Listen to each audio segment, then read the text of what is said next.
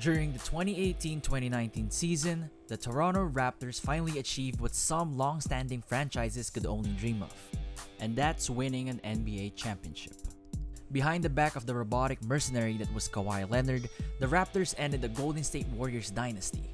Of course, it wasn't just the Claw who did the heavy lifting, as guys like Pascal Siakam, Kyle Lowry, Fred VanVleet, and even Marc Gasol had one heck of a run to the title. It was the perfect dream season for Toronto. With the league set to restart at the end of July, the Raptors are sitting comfortably in the second seed and are sadly being counted out by most people as they lack a true-way superstar like Kawhi. Funny thing is, they're actually in the running to make a splash in the playoffs this year and even go back to the finals to defend their title. However, as with any winning franchise, management would be wise to look towards the future. Before anything else, what's up guys, it's Nico here, and in this video I'll be sharing my take on how the Toronto Raptors can still remain as championship contenders for years to come. As always, when it comes to these types of videos, it's always best to start it off with the current roster. Now, if you don't follow the Raptors closely, the most notable names here would be Pascal Siakam, Kyle Lowry, OG Anunoby, Marc Gasol, and Fred VanVleet. The team lost Kawhi Leonard to free agency, but looking at how well they have played together, you wouldn't even notice him missing. You know what? It needs to be said. Nick Nurse has quickly become one of the league's premier coaches. Having been a coach since 1989, Nurse can be considered a veteran. He was brought into the Raptors coaching staff back in 2013 as an assistant under Dwayne Casey and was given the task of revamping the team's offensive schemes. Thanks to his contributions, the Raps saw an increase in their offensive capabilities, which translated to better looks and better shot selections in general. The Raptors' former coach Dwayne Casey was one of the best in the league as he brought the Raptors back to relevancy, but his failure to break through the LeBron James-led Cavaliers for 3 straight years, which for some context, he has a record of 2 wins to 12 losses against them. The 2 wins occurring in the 2016 conference finals. Management just grew tired of it. A short while after being announced as a 2017-2018 Coach of the Year, Casey was fired. It may be harsh, but that's how it goes in an ultra-competitive league. With the media not giving them any respect in this season, the Raptors responded back by having a great year, silencing the haters one game at a time. But once I got past the win-loss column, I noticed that the Raps are sitting just a bit above the middle of the pack in terms of offensive rating at 12th, but are second in defensive rating, trailing behind the Milwaukee Bucks. Yes, the Raptors offense is relatively pedestrian for the modern league, but that's just one side of the game. The 2019-2020 Raps pride themselves on their defense. With a rating of 105.2 as I've shown earlier, defensive ratings put a premium on individual defensive contributions to the box score, such as blocks, steals, and defensive rebounds. Their rating shows that while the Raptors are okay on offense, they're preventing their opponents from scoring points on their heads, which is arguably important in an offensive-centric league. That's the silent greatness that the team is showing, and it should be a major factor for future free agents.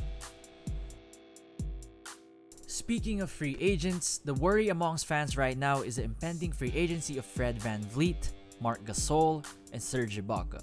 Of the 3, fans would feel secure losing Gasol as he's about to push to the wrong side of 30 and is firmly in the twilight of his career. Of a possible 64 games, Gasol appeared in just 36 of them, and for a franchise center, that's a bit worrisome. As someone who continues to bang down low against other high-level centers, the Raptors are going to need someone who's way more durable for the long run. Don't get me wrong, Gasol's one of the best modern big men in the NBA, but I can't help but feel that his time as a key player of a franchise has come to an end. It would be wise not to re-sign Gasol and his $22.6 million contract, but the question now arises, who is the right person to replace Marc Gasol? Well, if his playing style is something that the Raptors couldn't do without, here are a couple of cheaper replacements: Jakob Poeltl, Tristan Thompson, and Aaron Baines. Personally, I want to see Thompson make his way up north to Toronto because I believe Nick Nurse can do something with him. A mobile big that can switch off on most positions, he was a big part in the Cavaliers' improbable title run back in 2016, and if Coach Nurse can utilize Thompson's strengths while overlooking his lack of a reliable 3-point shot, then the Raptors should go out of their way to convince him to sign. Fred VanVleet was the unsung hero for the casual fans in his first 2 years with the team. When the 2019 finals came through around though, it was his time to shine. He was the team's primary defensive option when it came to stopping Stephen Curry, and we all know what happened. While VanVleet may be one of Toronto's favorite sons, his first full year as a starter is seeing him average 17 points, 6 assists, and 2 3-pointers. It's a foregone conclusion that Toronto will love to keep the two-way point guard, but with teams such as the New York Knicks and Detroit Pistons in desperate need of a steady point guard, Toronto will have to match any offer he receives, as he is integral to their success and the team they are trying to build. The 2020 free agent class is lacking other natural point guards that are in Toronto's price range, so it will be very interesting to see how this plays out. My prediction here is that the Raps sign him between $17 to $21 million come free agency. Moving on to Serge Ibaka. Ibaka is someone who I think the Raptors could be 50-50 in keeping, as his game has aged well. In 50 games, he's shown that he can still be an effective contributor, as he's put up a stat line of 16 points, which is a career high, 8.3 rebounds, and 0.8 blocks. The block average is his lowest since his rookie year back in 2009, but that doesn't stop him from being an effective intimidator in the paint. The 2020 class is relatively okay in the power forwards department, but with no other power forward that would match Ibaka's production relative to his age, it would be best for the Raptors to keep him. If nothing else, they can swing for the fences and try to snatch Detroit's Christian Wood, who has been playing the best stretch of his basketball career thus far. Again, it looks like Marc Gasol will be let go by the Toronto Raptors unless he signs for like $3 to $4 million, which I doubt is going to happen. With how the Toronto Raptors are playing basketball as of late, he's slowly turning into a liability for them, and the youth movement has done great wonders for the team. The Raptors' best five of Kyle Lowry, Norman Powell, OG Anunoby, Pascal Siakam, and Serge Ibaka are deceptively one of the best lineups in the NBA this year, with a defensive rating of 106.6, but their defensive rating is a stingy 86.2. That is a testament to Nick Nurse's coaching.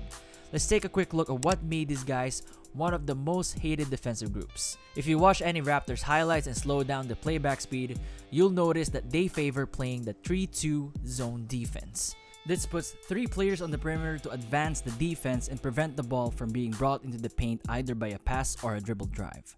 Teams with a relatively undersized but agile lineup tend to play this type of zone since it maximizes their lateral movement while effectively denying the ball from all angles from the perimeter. In fact, the Golden State Warriors use the same tactic to even greater effect, as evident by their 2014-2017 teams. Nick Nurse's team almost always defaults into shrinking the floor, meaning that the defense limits the offense from having any space to work with and limit their options from the get-go. This allows the Raptors to stifle offenses as soon as they cross half court, and this aggressive defensive style has forced teams to cough up the ball multiple times, and that's why they're ranked second in the league in terms of forcing turnovers. But for as good as they are in forcing turnovers, they're only ranked 29th at preventing 3-point attempts. You might be wondering why, but the answer is simple, but it makes all the sense in the world. Against great shooting teams, they would show some cracks in the armor, but out of 64 games, only 18 teams did they allow those cracks to break wide open and cause them to lose games. More often than not, the Raptors defense would choose to collapse the paint and help off the perimeter, which opens up a player to receive a desperation kick-out pass. Even then though, the Raptors are generally agile enough to close out the open shooter and at least put a hand in their opponent's face as they're about to release the ball. What's head-scratching though is that despite allowing teams to shoot freely from 3, opponents are just shooting at a 33.7% clip, the best in the NBA. There has to be something in the water up there in Toronto, as this defense is just something else. As for the offense, the Raptors are on a whole different world, and I don't mean that in a positive way. They're 20th in team shooting percentage, 17th in field goals made per game, and 18th in shooting from inside the 3-point line. When you look at the offensive rankings I just showed you, you would have guessed it belonged to the Orlando Magic or Sacramento Kings, as it just doesn't fit a championship team. Then again, their starting 5 plus 6 man Norman Powell are all averaging double digits. Only Siakam is pouring in above 20 points per game. This season has shown that the Raptors aren't that worried with their offense, because just like in Coach Carter, if you put in enough effort in defense, the offense will take care of itself. The loss of either one of those three aforementioned free agents, though, would be a great problem for the Raptors to deal with. But knowing Masai Ujiri, the man has a master plan in place already. With rumors of them making a run for Giannis Antetokounmpo in the summer of 2021, difficult choices will be made as early as the 2020 free agency period. The impending free agency of the 2018-2019 MVP will no doubt cause one of the greatest bidding wars in recent memory. While the 2020 draft class is weak, the 2021 free agency class features all the big names in the league today. Headlined by the likes of LeBron James, Kawhi Leonard, Anthony Davis, Paul George, CP3, and of course the Greek Freak. And with most teams preparing to clear up cap space for 2021 by signing short-term deals for big money or long-term deals with less money, you already know how crazy it's going to get. All-star guys like Davis are surely going to get paid their money's worth relative to their status in the league.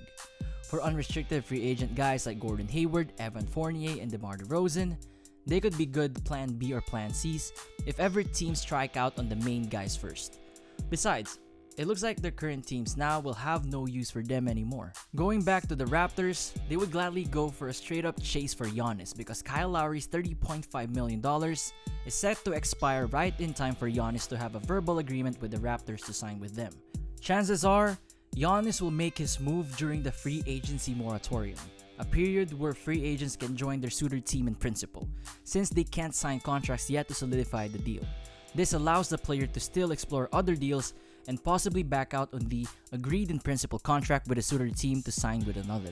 Do you guys remember that entire deal between DeAndre Jordan, the Dallas Mavericks, and the Lob City Clips that led to one heck of an emoji war on Twitter? Those kind of situations can happen again. Giannis can opt to change his mind and stay with the Bucks or even go in another direction and sign with some established powerhouse already. If you ask me, the Raptors can still build a dynasty even without Antetokounmpo.